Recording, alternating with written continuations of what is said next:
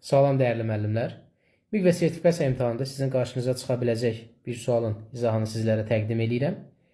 Firma məhsulun satışını artırmaq üçün 4 şirə butulkası gətirənə 1 şirə hədiyyə verir. Elvin 37 boş şirə butulkası ilə ən çox neçə şirə əldə edə bilər? Əvvəlcə biz nə edəcəyik? Hər 37 boş butulkaya 4 dolu butulka verir.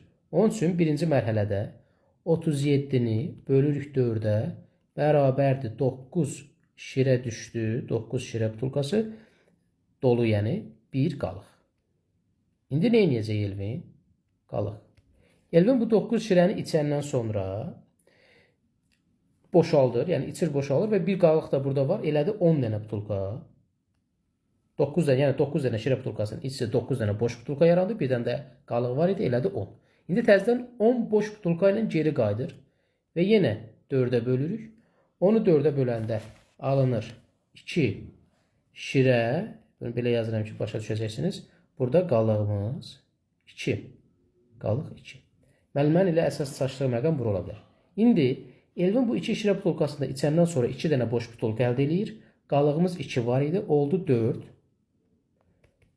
4 butulkaya qədər, yəni 4 boş butulka aparana da 1 şirə hədiyyə verilir. Ona görə 4-ü də təzədən 4-ə bölürsən, elədi 1 şirə. İndi burada da artıq qalıq qalmır.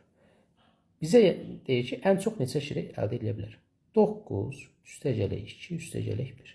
Bunları da toplayanda cavab elədi 12. Doğru cavab B variantı.